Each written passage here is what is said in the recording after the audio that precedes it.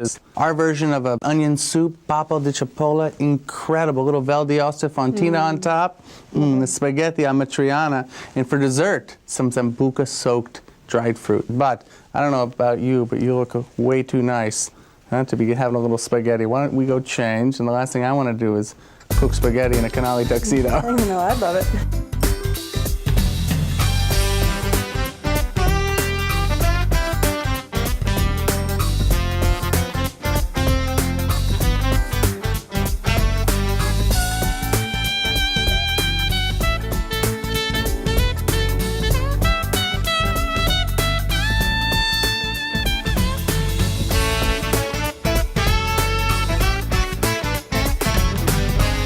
Michael Chiarello's Napa is funded by After midnight, but for me it's a Southern Italian, a calabrese. I like it spicy. And one of the things you want to think about late night eating is you want it very full of flavor, but not too filling. You know, big night out, you want a little more romance, but you need a little flavor first to feel a little contentness. Now to start this pasta is very, very simple.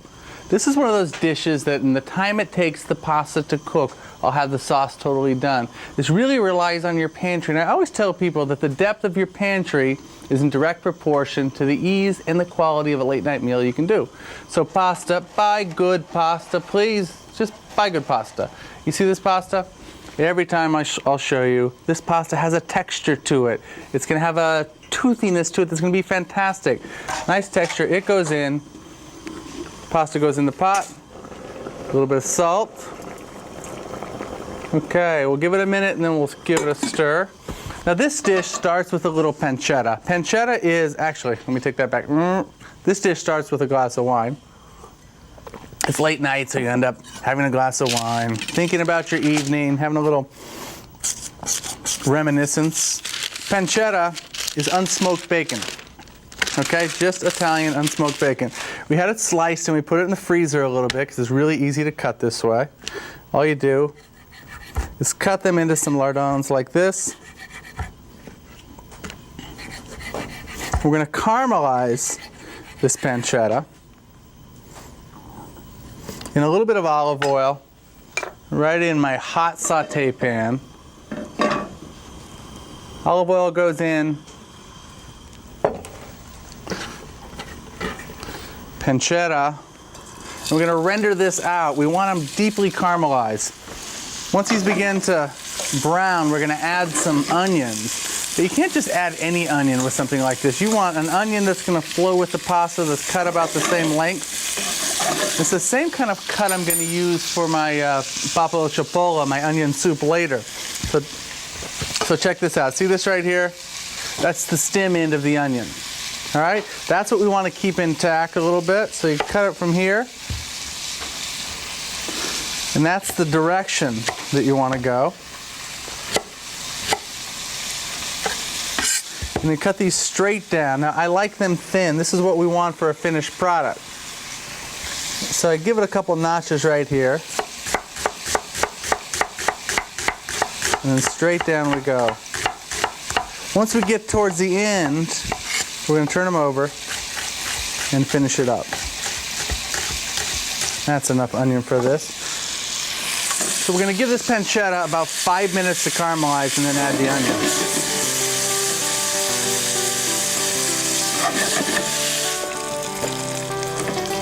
You see that just as the pancetta begins to caramelize like that, we want the onions to go in. If we put the onions in too soon, these would boil. And you ever had boiled bacon? Not good. Not good at all.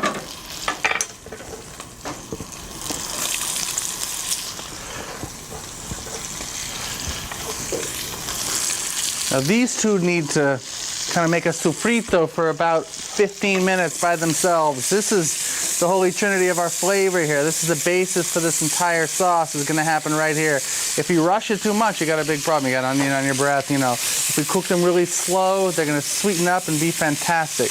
Like always, when we add onions, we're going to sprinkle in a little bit of salt to bring out some of the moisture so they all sweat nicely together.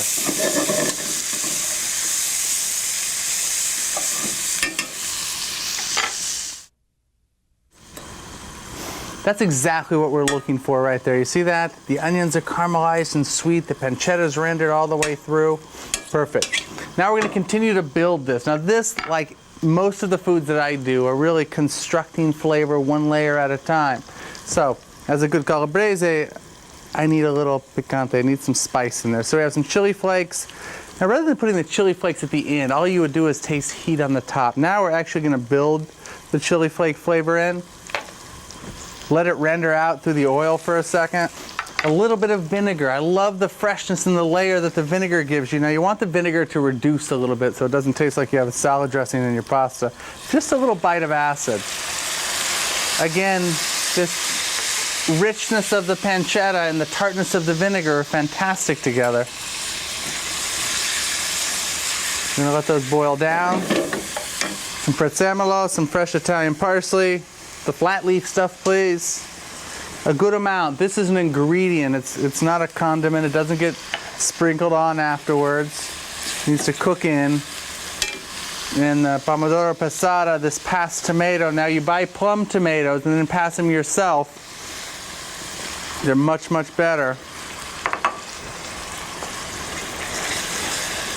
And these just need to cook for just a few minutes to bring all the flavors together. That's it. You see this concentration of flavor? That's what we're looking for. All you need is a bite of this. Your entire mouth's going to fill up with flavor. Now, if you're wondering if it's too thick, it is too thick. But rather than using chicken broth or anything fancy, we're going to use what any good Italian owner would use, is a little pasta water. That pasta water is going to bring all of these flavors together.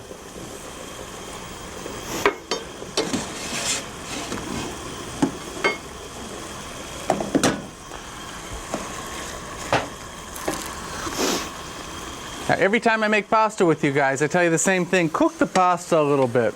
Let it cook together. I brought them out firm.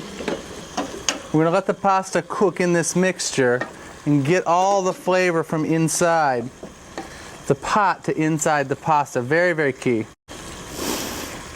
Now, I made enough pasta for one Italian couple or 2 American couples. Great for breakfast though. Okay.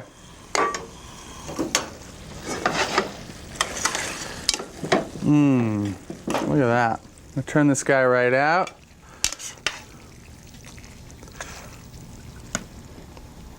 The reason I'm serving it in a big platter like this, the idea is that we're eating off one platter. Romantic. Where she's changing, they come out, I got pasta done already, I'm a hero.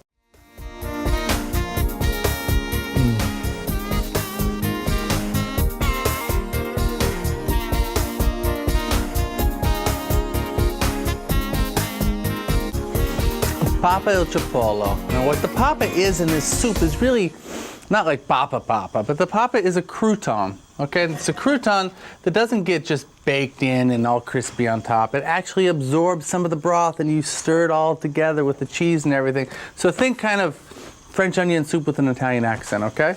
Now when you're thinking onions for this, you don't just have to use a yellow onion. Yellow onions are fine, they're great. We have spring onions, we can add some of those in. You can add some leeks, so you can have a little variety in there. You can add scallions, green onions, chives, the little baby onion, things like that. So you can do anything that you want. We have a bunch right here.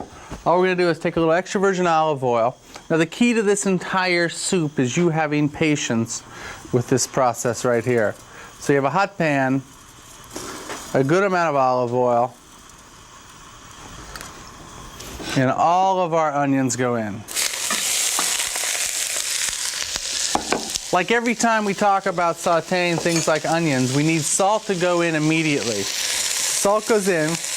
What the salt does is it reaches in the onion, pulls out the moisture, because we really don't want these to caramelize and get brown at all.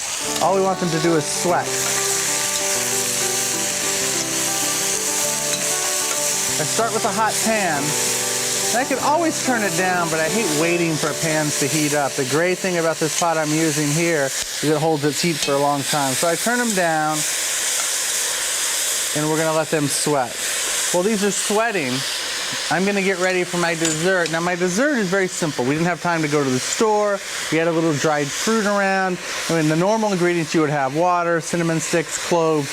We're gonna make a little simple syrup to macerate some dried fruit in. And on top of that, add a little Sambuca. Now Sambuca is a really romantic drink. At the end of the evening, you would normally have a Sambuca in Italy. But to start with, we're gonna bring some water up to a boil. We're gonna make a little simple syrup. Pinch of salt, always with my little desserts, I like a pinch of salt. Sugar, a couple of cloves, just a couple. A cinnamon stick, and some lemon zest. For the lemon, we're gonna peel back a couple of wide pieces right in there.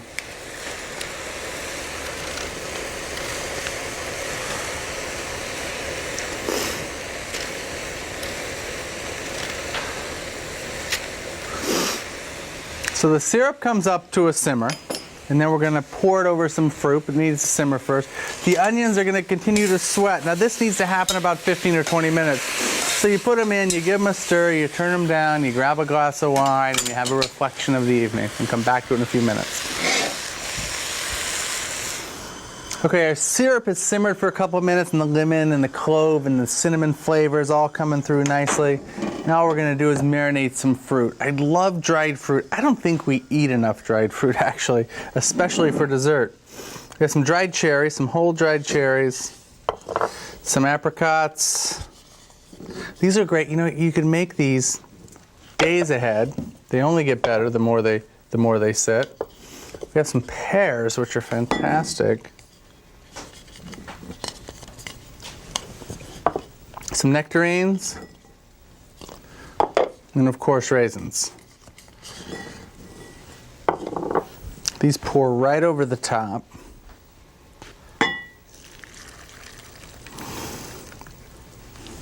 And the heat in the syrup is going to just swell this dried fruit. And they're going to plump, they're going to be fantastic. Now we're going to add a little bit of lemon juice.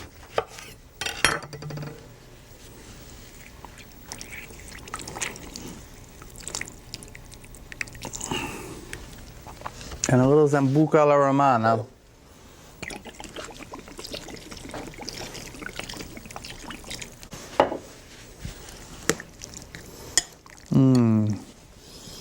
Zambuca's a little anish, like a little black anise, licorice. Fantastic. Okay, well these macerate. My onions are continuing to saute beautifully. And we'll give them about 10 more minutes and then finish off this papa al cipolla. I love building these soups. All the flavors begin to come together. If you see inside here, I have no color at all. Right, the soup is just caramelized and perfect. Now we're gonna add a little bit of herb. And the herb of choice is sage. And I don't think we cook with sage enough. Sage is fantastic. I'm gonna take a few leaves. It's an easy herb to grow. It's one of those, you can do them in Minnesota. You have to replant them every year, but all you do is mince up a little bit of sage.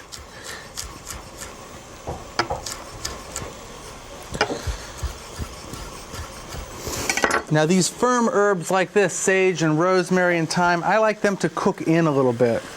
Cook in and really release all of their oils. They're a little bit resinous, which means that they can be a little strong flavored if you don't saute them for just a second. They soften up, weep into the onions, create a wonderful flavor.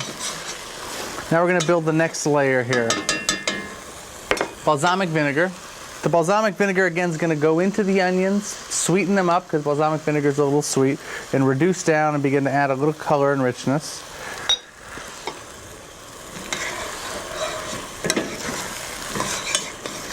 These go into the already sweet onions, add a little tartness to them, and some sweetness again, right on top.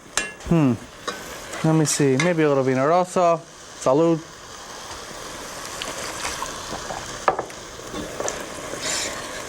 A little red wine.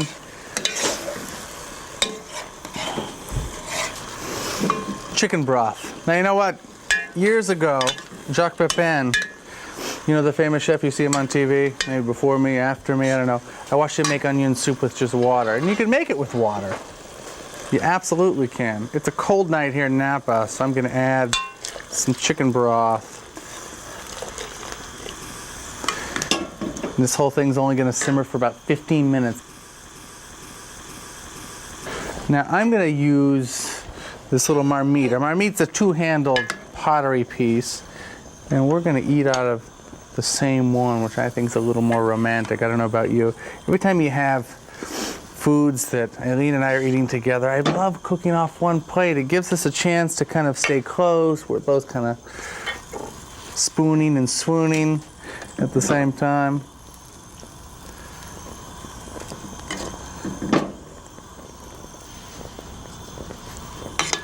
All right, the rest of this is going to go in the freezer for another day. Now these croutons that we have, these little panzanella croutons, very simple.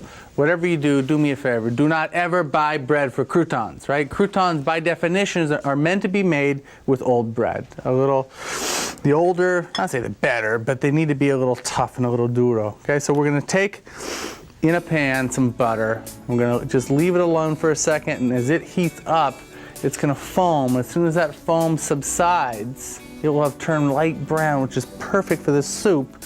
And right in that butter is gonna go a little bit of garlic. As it gets light brown, some fresh thyme, and then in go the croutons. Toss the croutons really, really well.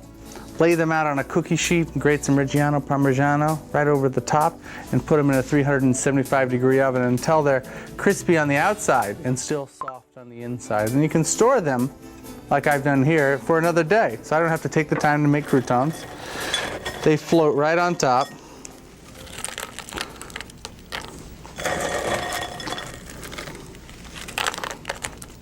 And the papa part of this is that the croutons go inside the soup. And these are leftover soups usually when they call them papa al cipolla, papa al pomodoro. They're leftover soups that you would heat up a second day, put some bread in, let them soak for a second, and then give the whole thing a stir to bring all the flavors together in the end. Now, obviously, if you like rye bread, use rye bread. Whatever you have left over that's old, I'd use it.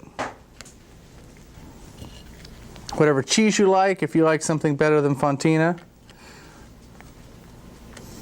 I'm going to put these guys under the broiler,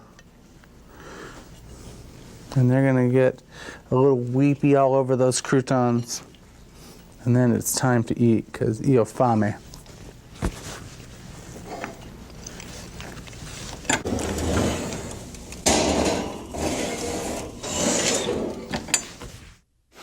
I can just smell the cheese under the broiler saying, I am ready to eat. Look at that.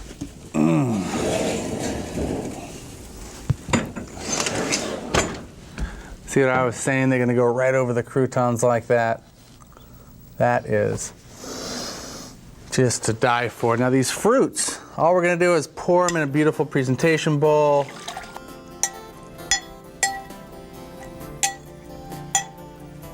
And that is it. It is time to eat.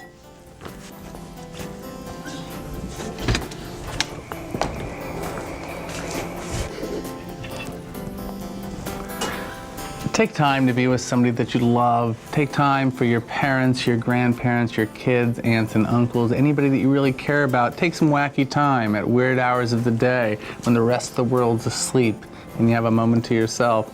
Most importantly, take those times into your heart and be sure to share them every day. What's the right wine for a meal like this? You know what? Go back into your memory banks and think of a place that you traveled with your lover, your friends, whoever you're having a meal like this with, and bring something back that represents a moment in time that was particularly spectacular, a reflection on why you're together, why you enjoy each other's friendship or love. In our case, we have some Zinfandel that we happen to make. It's fantastic. It's fantastic because it represents who we are together. This wine, with our love in a dish like this, the perfect complement. Michael Chiarello.